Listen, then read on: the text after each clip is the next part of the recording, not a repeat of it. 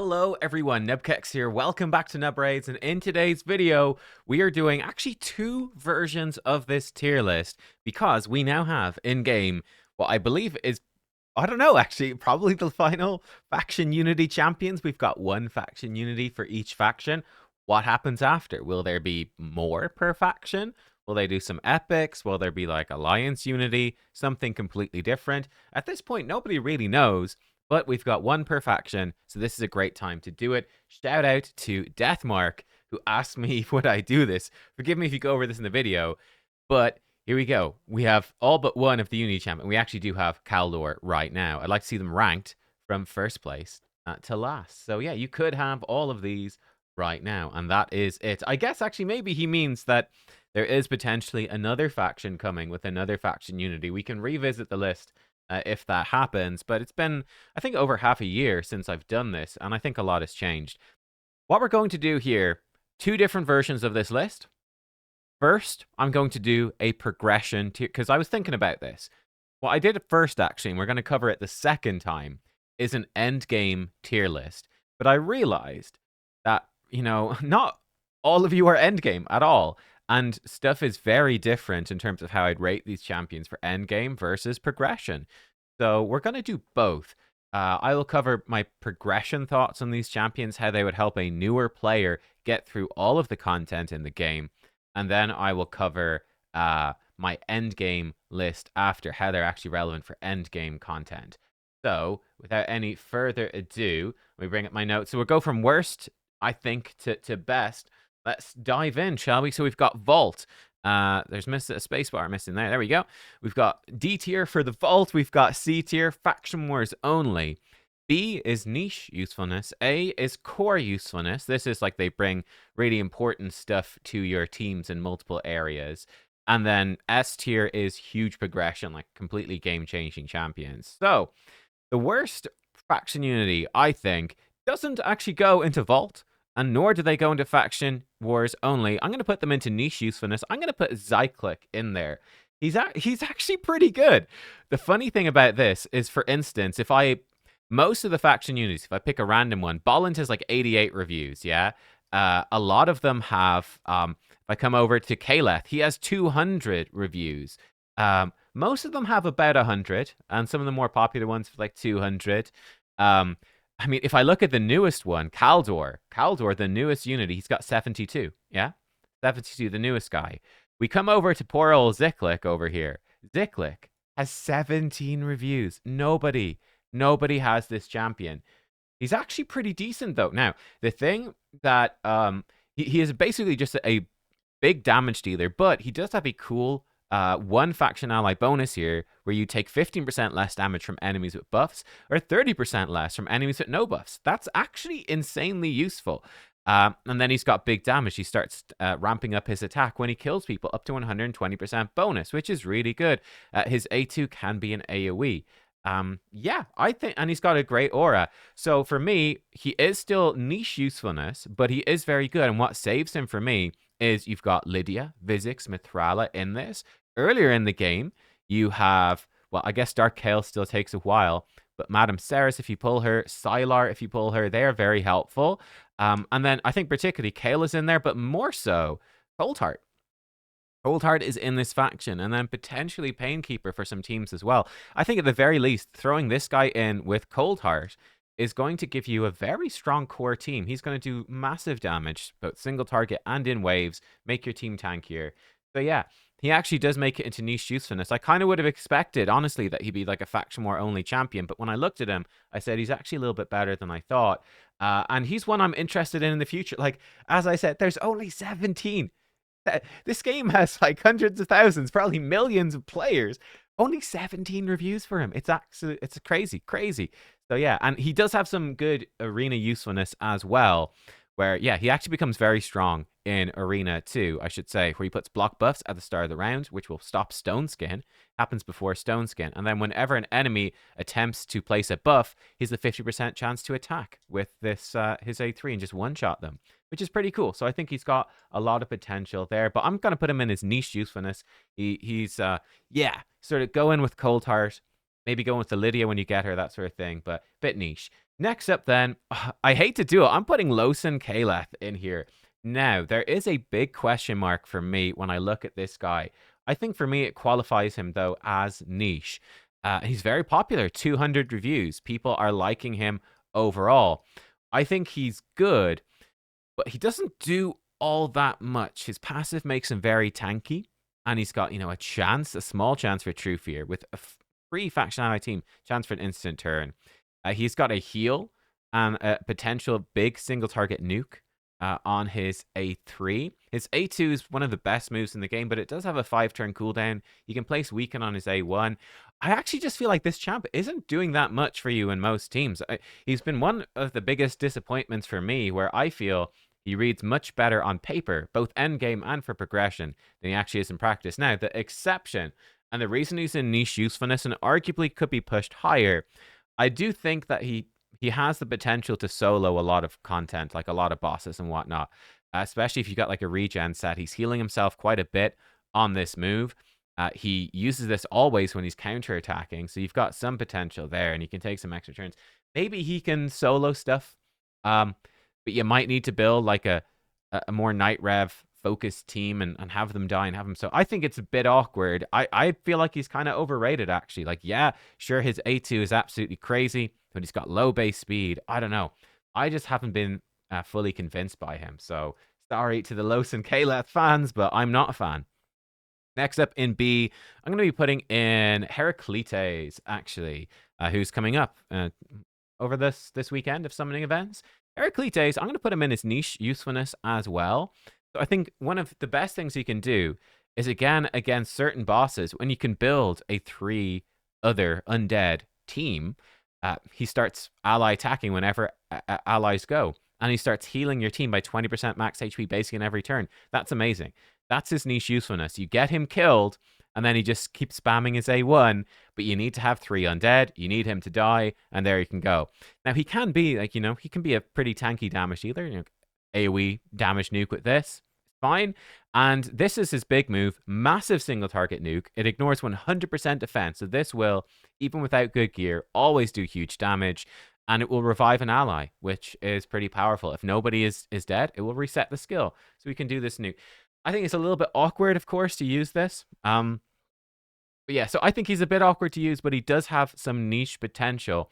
But he's not a champion you're going to put into every team, and you're sort of reliant a bit on undead. I feel like he's niche. All right, then. Next up, we have, I'm going to put Falmond Mornsword in here. He's just a good damage dealer. He becomes very strong with faction unity, and I think you can do it with this faction. Obviously, we're getting Artor, new login guy. He is from this faction. You might have Alice, who's from this faction, though their roles very much overlap.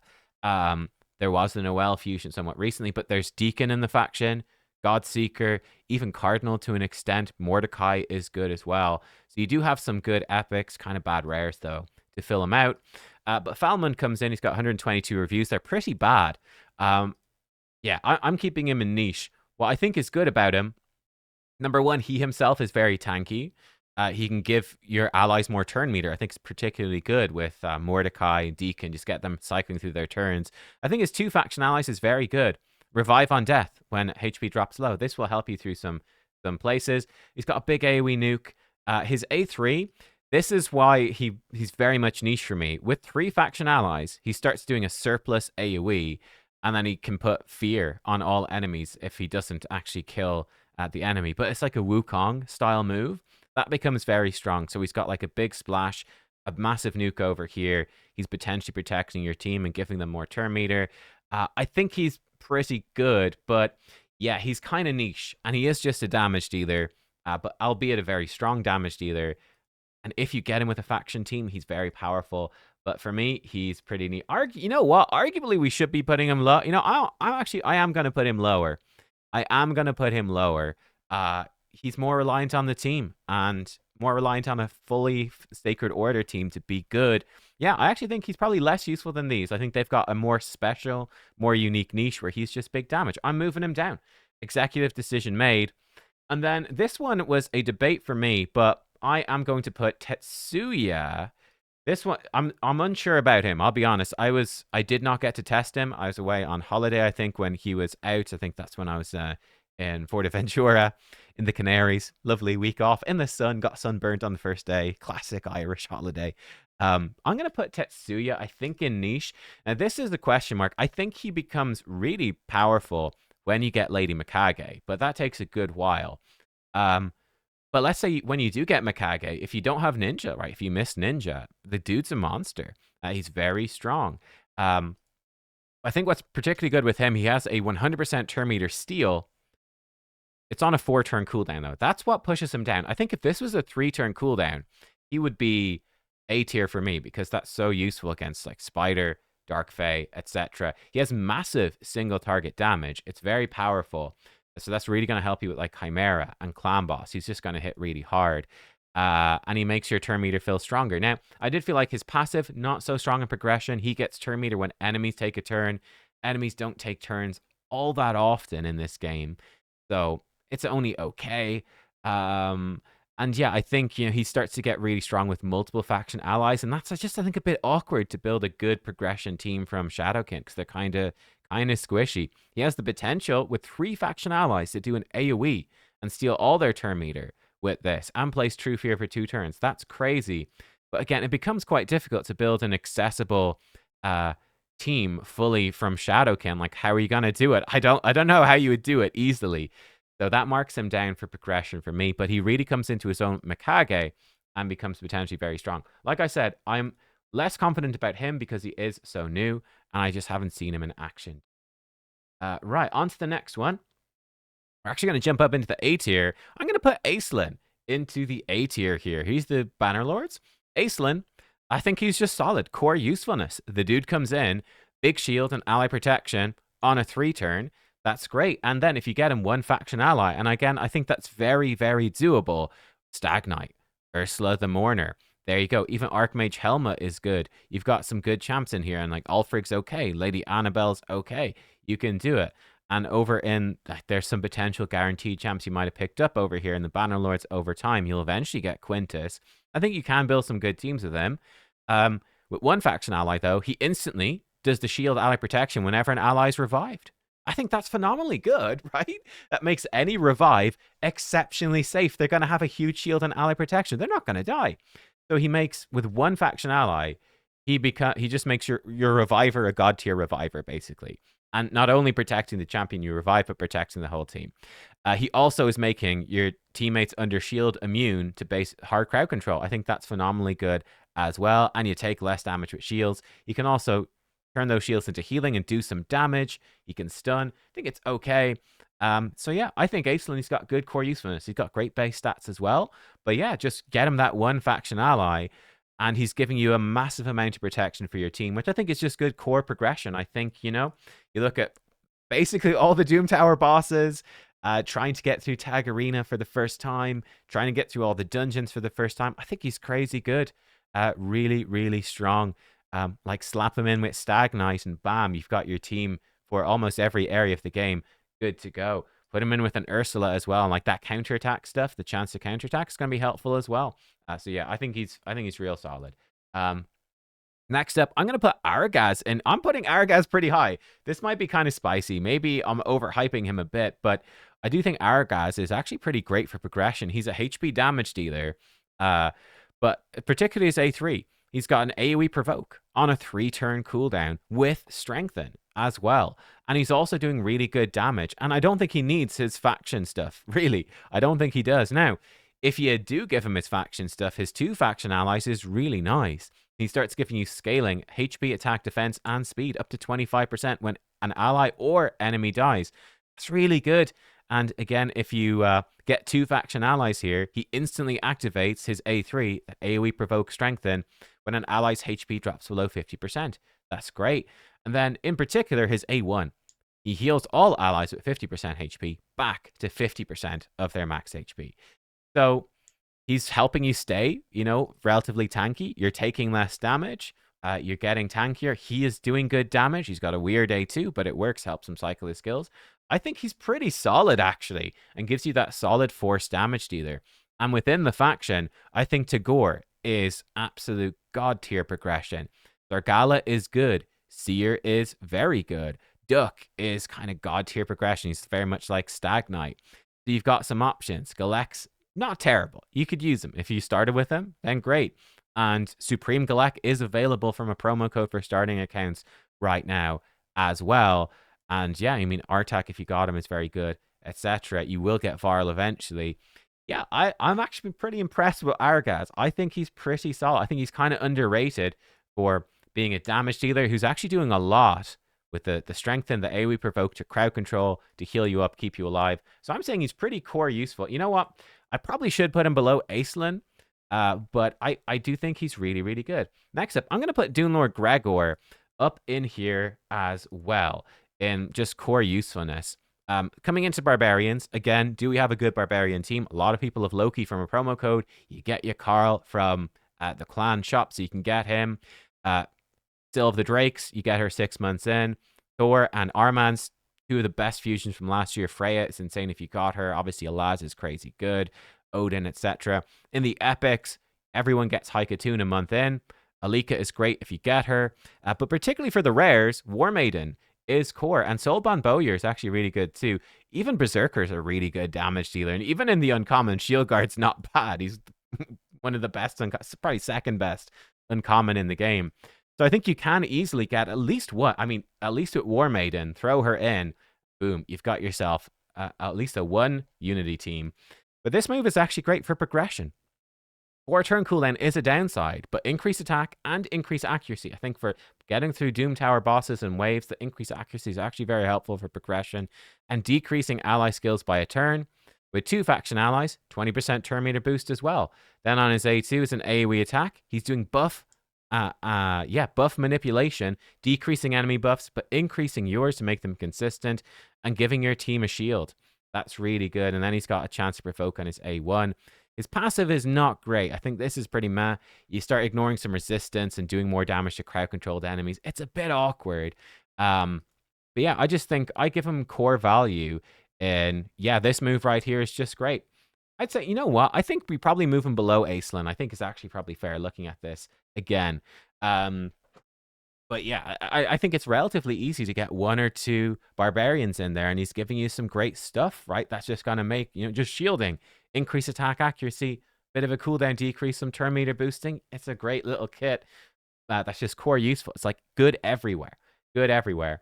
And then this one might surprise people. I'm rating Bollant Freewalker super high. He's got some middling reviews. Now, this is not a champion you're really going to use too much against bosses, but at his core, what is this champion? Speed in arena, great, really nice. But he comes in, AoE stun on a 3-turn cooldown that can be a full buff strip as well. So AoE buff strip, AoE stun. And then he's got decreased defense, AoE decreased defense as well. Bam.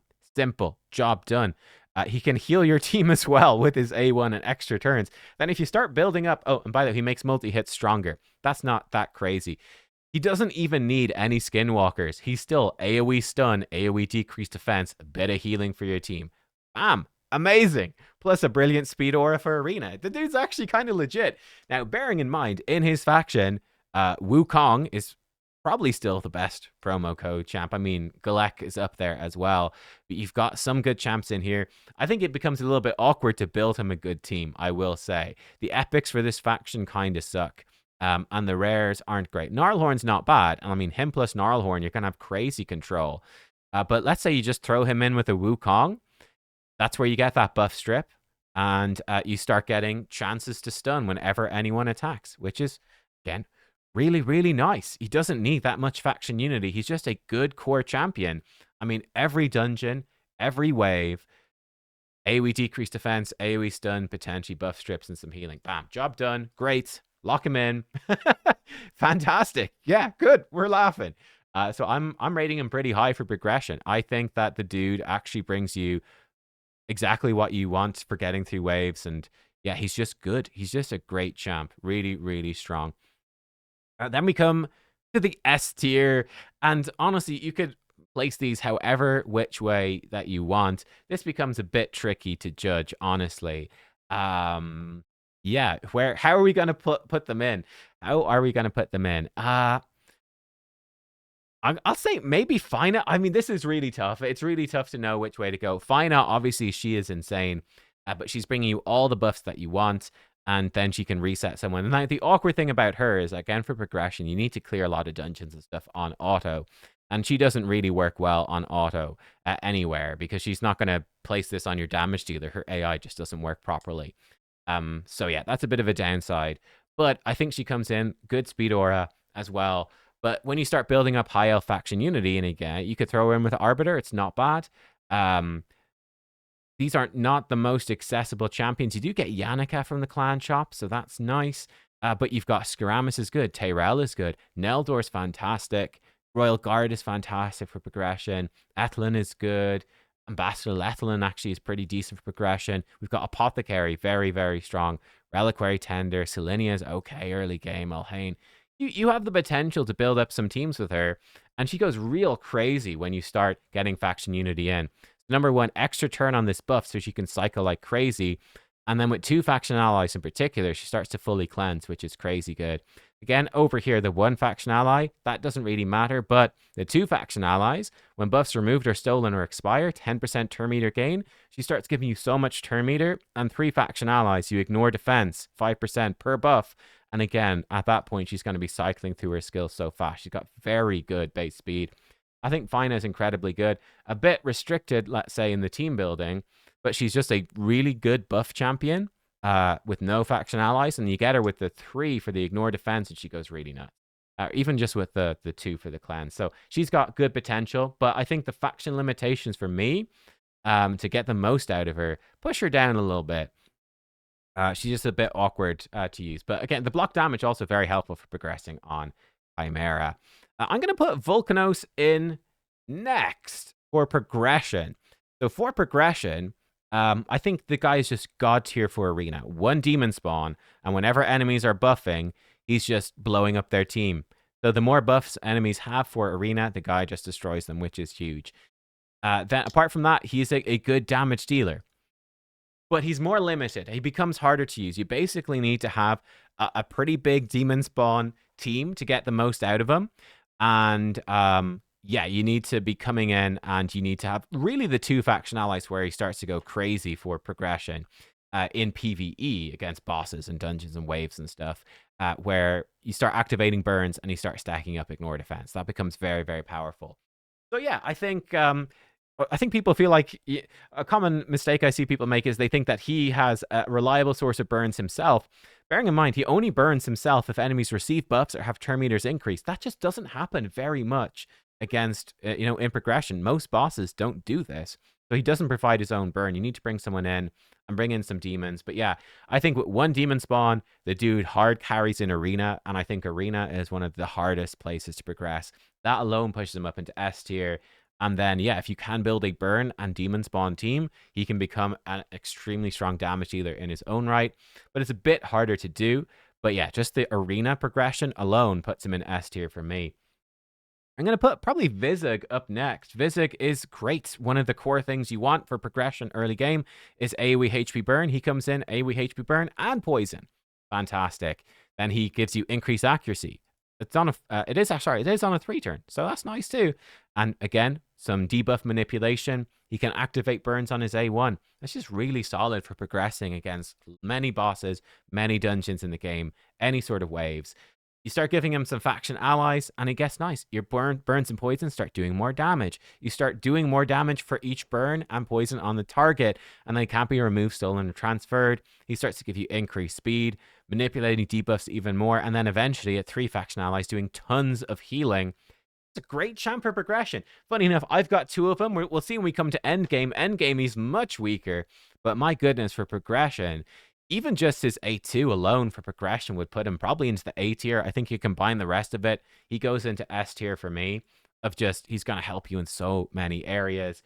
Again, building an Ogren team becomes a little bit awkward, I would say. In terms of the legendaries, you eventually get Gerda, but that's tough. If you got the stock fusion, absolutely crazy. But yeah, in terms of the Siege Hulk is good. Ugo is incredible, and everyone will be building Ugo when they get them. You can build a poison team with Uragrim when you get him. Occult Brawler has got some potential as well, pumping out poisons. Maneater is a champion nearly everyone's going to be building if you get him as well. Gruckus for Fire Knight. Skrank for Hydra. You know, you've got a lot of good epics in there. You can make some teams. So yeah, Skull Crusher I didn't even mention if you pull him too. So he's got some good potential. After that, oh, this becomes really tough. Really, really tough. I'm going to say maybe Kaldor comes up next. He's the newest one. I think for progression, he's actually phenomenal. Really, really good. So he comes in. He's got decreased defense weaken, single target with a massive damage smack. He also provides himself with a ton of continuous heals and perfect veil and turn meter. And then he's got an AoE A1 that can stun and hits really hard. So he's solid. Now you kind of need the one faction ally. Put him in with one Sylvan Watcher, and he self-buffs with continuous heals, which will give him enough crit rate. You don't need to build crit rate. You can just focus on damage. And yeah, he just starts going crazy, and he can start AoE buff stripping everybody. Now, when you stack more, he becomes stronger, of course. He can start ignoring defense. And then when we go down here, he starts getting more turn meter, and then he can start stacking up his damage up like crazy. And that's where he really becomes good. I think it's a bit awkward. Obviously, we've got some amazing champs in here if you're lucky enough to have them. A few fusions. From the epics, Wiranon is good. Ruella is phenomenal. Ornn is really good. Creodan is amazing for progression. Dahi's amazing. You've got some good options. Diana's not bad. Actually synergizes with him pretty well. Even the rares are quite solid. Honestly, they're quite good for progression. So yeah, you can certainly look into building a team. Obviously, the mythicals are all insane. So yeah, I think he's pretty good, actually. Maybe am I overrating him a little bit? He has the enemy max HP hit on his A3. I think enemy max HP is so helpful with decreased defense weaken. That just secures you all the level 20 dungeons. He heals himself a ton. He's quite tanky because of it, with the perfect veil. I don't know. Maybe we should mark him down a little bit. Yeah, I don't know. It's hard to judge because he's so new and we haven't fully seen everything he can do. Maybe we'll mark him down a little. I don't know. He's really good. Volcanos is so insane for. I'm gonna put Volcanos up just because of the arena, but I'll say Kaldor's pretty great for nuking. I'm gonna put I'll put Kaldor a bit higher. I think just for destroying bosses, he's gonna be super helpful to players. I really do. I'm gonna put Black Tusk in next, and I'll put Black Tusk here. Actually, I think Black Tusk is amazing for progression. He comes in.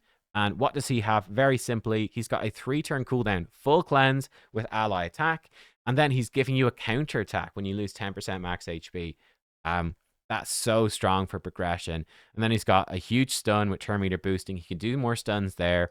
Very helpful, again, for any wave. But just full cleanse, full counterattack on a 3-turn for so many bosses. It's so good. And the counterattacking as well.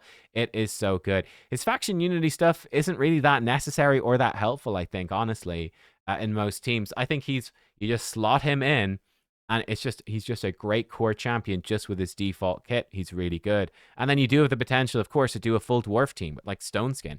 Very nice. And he can be placing decreased speed, decreased resistance. That's really good as well. Decrease speed, decrease resist will help you at so many bosses. So yeah, I think this guy, he's pretty awesome.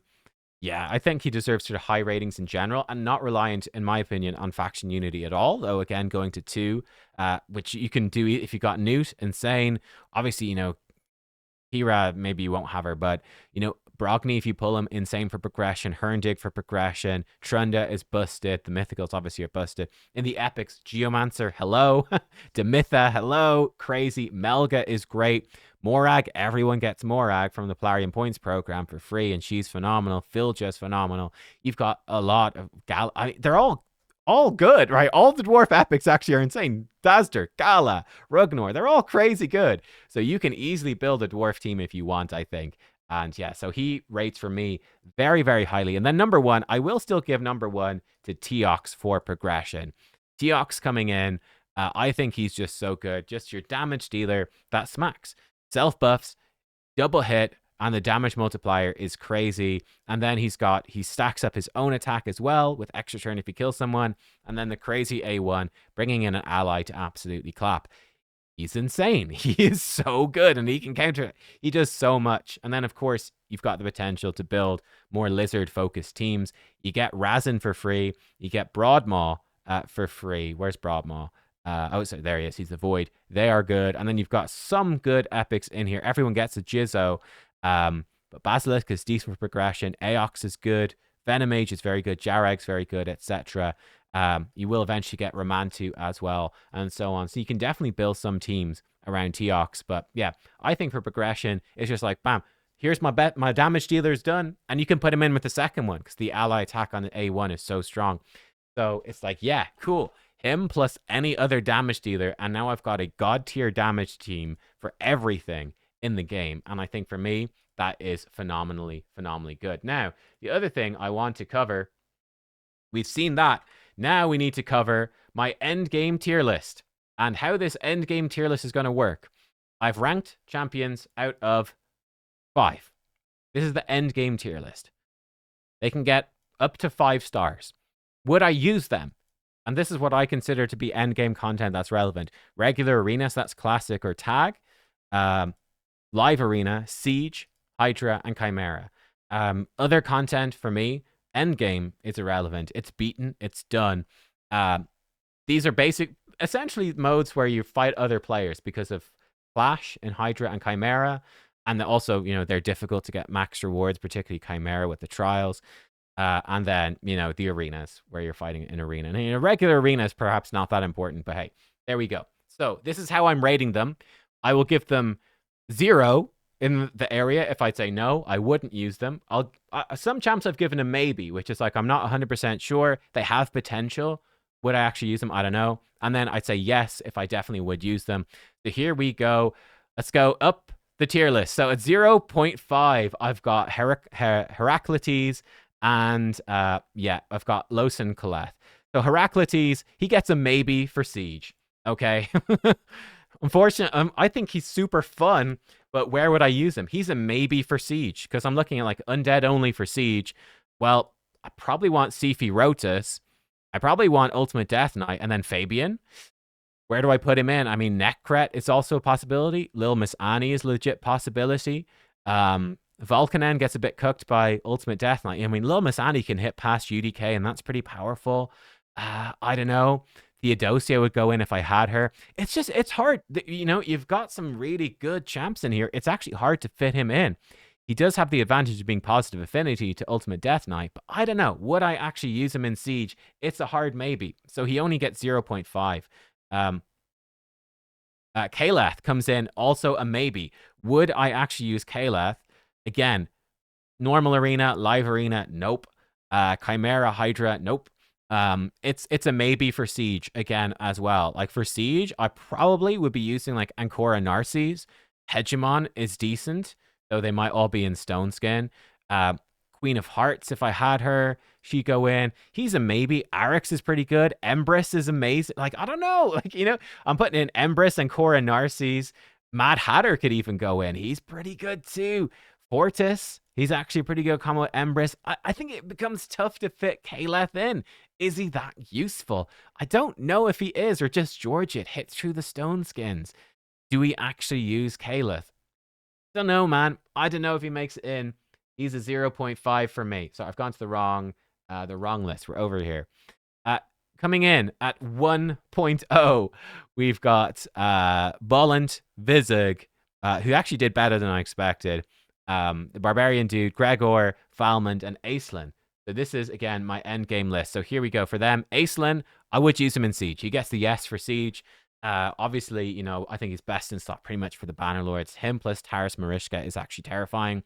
Falmond, again, he's a yes. Sacred Order team in Siege. Falmond definitely goes in. The dude is insane. Gregor, I gave him a yes for Siege. Maybe I'll move him to the bottom, actually, because I think he's the most replaceable, because Barbarians is so stacked. You've got lots of top-tier options wrong faction. Scroll down a bit. Barbarians, because you've got Armans, Alaz, Freya's in there. Odin is in there. You start to get a little bit stretched of where do we fit in the Gregor. Now, you can fit him in. He can work. So I'm giving him a yes, which is, maybe I'm being a little generous, but I'm putting him in there. I'll put him at the bottom. Uh, Vizig gets a yes for Siege as well. I think I would be using Vizig for the simple reason if I'm building an Ogren team, I think Vizig along with Stock is a very good combo. I think Vizig with Gizmak is a very good combo. So I think he pretty much makes it in. I'd say quite likely he makes it in to the team. And then Ballint, I think, makes it in for Skinwalkers as well. I'm putting Ballint in. Yeah, probably almost. Yeah, probably because he comes in with a buff strip and the AoE stuns. That can just win you the fight right there. It's it's pretty good. Put him in with Marius. He's giving Marius more damage to the multi hits, and he's giving Marius chances to stun as well and turn meter. Yeah, he's real good. To be fair, then we've got like Sun Wukong go in. Mighty Uko is a pretty likely one to put in as well. The mythicals aren't bad either. So yeah, but I think Ballin probably does make it in. I think he probably does. It's a pity that his aura doesn't work well in Siege, but you probably use the Uko aura instead, I would guess.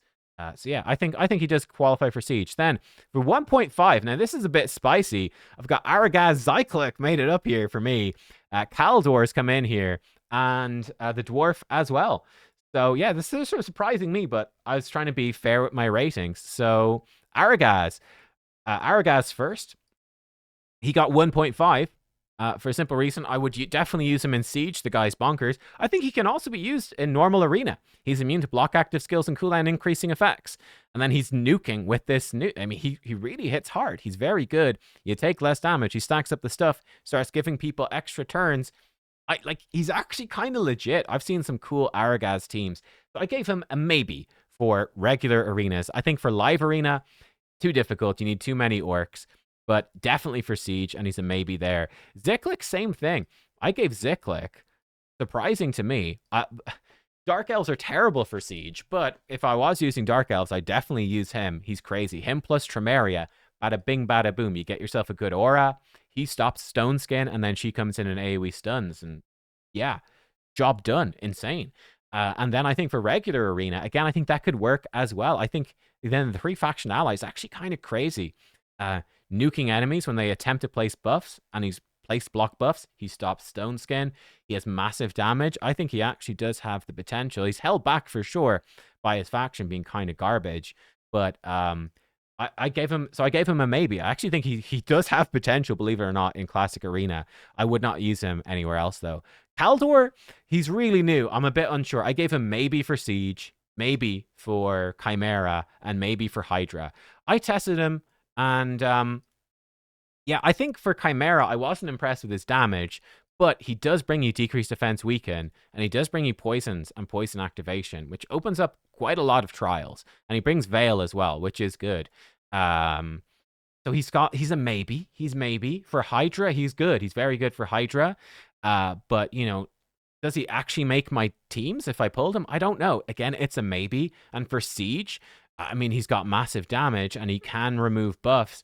Again, it's a bit of a maybe. I think the problem with him in Siege for me is you kind of need, and these other areas, like you kind of need like Firal, maybe, Podrick, maybe, Elva. The mythicals like Arbase is so clutch. Nell, Knight. He's got insane synergy with some of these best champs. But like for me, for instance, that's why I've got him with maybes. I don't have the mythicals, right? So would I actually use him? I don't know. Maybe if you've got the best champs in the game, he will go with them. So I'm rating him a pretty high ranking, though. And then Black Tusk is a definite yes for Siege and a maybe for Arena as well. So you can see Kaldor's got the potential to climb up, but obviously Black Tusk for Siege. I mean, come on, gives your whole team Stone Skin. Duh. Full cleanse ally attack, and then crazy stuns with turn meter stuff. Yeah, and buff strips. He's bonkers for Siege, and I think he's got the potential as well. Because of that full Stone Skin stuff for Classic Arena and Tag Arena. I think he does have potential. For Live Arena, no, you need the 3 dwarves to really make it work. You put him in with nobody in Stone Skin in Live Arena and they ban him, or they ban your 3rd dwarf, and no one's in Stone Skin, and dwarves are not very fast. Everyone's just going to die. But like him plus Norn or something, if you got Arnon, I mean, it got crazy potential. Crazy. So I gave him the 1.5. Okay, Tetsuya is up next. I'm giving him a 2. Tetsuya gets maybes almost everywhere. Tetsuya's pretty interesting. Giving him a 2. So I didn't get to test this guy. YST said he tested him and he's hitting really hard. I think he's got potential, like especially with Shuzen and Lady Mikage. He's got, and you know, you've got Yumiko in there as well. Harima, he's a maybe for Classic Arena. Just come in and start nuking them. It's a maybe. The live arena, probably no. I mean, arguably you could say maybe throw him in with the Shuzen, but he's very squishy. They could just ban your Shuzen, you're in trouble. I think then for Siege, again, he's a maybe for Siege. You know, throw him in with Mikage. You know, he's got potential with the Shuzan as well. Yeah. And I think for Chimera, for Hydra, him plus Mikage is actually really, really strong. Just spamming his A1s. He has massive damage potential. He can hit really hard. So yeah, I think he's got potential there. So I'm ranking him pretty high. I'm giving him a 2. Then we come to the top 3. Spoilers. The top 3. Fina I've put over here. She's held back by the regular arena and live arena. I just wouldn't be picking her there. But she gets a firm yes for me in Siege, definitely. In Hydra, yes, definitely. In Chimera, yes, definitely. Now, one thing that is a slight mark against her. Again, I mentioned this before. You might be saying, I've got her, guys. And here's the thing, right? You might be saying, God, I really wish I had Fina because she's so strong in these areas. And yes, it is true, but you have to manual. So that's the thing. While yes, she is super strong, you're also saying, I have to manual a Hydra run for like an hour every week. And then I've got to manual 2 Chimera runs. I've got to do 2 hours basically every single week of mind-numbingly boring manual play against these bosses to get the most out of her. And that's a downside. I'm not marking it against her in the list, but bear that in mind. She is insane, but you have to manual her for maximum usefulness. And, you know, it might be kind of fun the first 1 or 2 times, but every week, I don't know, man. I don't know. I can't recommend it. So then we've got the next 2 champs who will be in number 1 and number 2. In number 2 spot, Teox with 3.5. He comes in. So Teox, he gets a yes for Classic and Tag Arena. He actually is viable there. He gets a no for Live Arena. I personally wouldn't be using him. I think that's way too difficult to use him. He's squishy. You need a big lizard team. No. He gets a definite yes for Siege. He's bonkers. He gets a definite yes for Hydra. He's bonkers. And then for Chimera, he gets a maybe. You know, he's okay. You've got some really good lizards in there. I don't know. It's a maybe. Would I actually use him? I don't know. Does he actually make it in? Maybe. Maybe. And definitely with area bonuses, again, maybe he comes in. But like Krisk is good. Necmo's phenomenal. Fighty might be really good. And so on. Like Lazarius is decent. It's a maybe. It's a maybe for Chimera. But yeah. And then the final position, the final spot is going to be Volcanos gets a 4. Volcanos is the best. He's the number 1. He gets 4 out of 5, which is just crazy when you think about it, considering the limitations. But Volcanos, yes, for regular arena, just destroys teams. Yes, for live arena, he just needs 1 demon spawn and he destroys teams. I see him lots, actually. You see him a lot and he's a nightmare to deal with. Yes, for Siege, he's going to destroy teams. Yes, for Hydra, put him in with burn champs and some demon spawns like Sissia, etc. He's going to destroy. The only place he gets a no is Chimera. I don't think he's that good there. I mean, he probably would do a lot of damage, but I probably wouldn't be using him in Chimera. I mean, maybe it's a maybe. I don't know, but yeah, because he could put him in with like Lamasu and with Sissia. And there you go. Maybe your Duchess as well, or Withier to keep you alive or something. I don't know. It's a maybe. Like Carnage is nuts as well. It's a maybe, I suppose. So maybe he goes up to 4.5. But there you go. Those are my 2 tier lists. So the 2 tier list has been a deep dive. We've got the Endgame tier list. This is how it looks for me. Basically, we got the 0.5. Long story short, these are champions that I don't even know if I would use them in Siege. They're very questionable because their factions are actually pretty stacked and they're not that insanely strong. They're both fun, but both of them sort of disappointing to me because I had fairly high expectations. The 1.0, these are basically, yeah, I'd use them in Siege. They're really good for Siege. 1.5 is like actually a bit of a mix. We've got a few champions that are definitely great in Siege and have potential for regular arena as well. Ziklik, Argas, and him. And then Kaldor, who's got like actually good potential for lots of PvE content. Tetsuya has got lots of good potential everywhere thanks to his combo with Shuzen and Mikage, so he's generally quite good.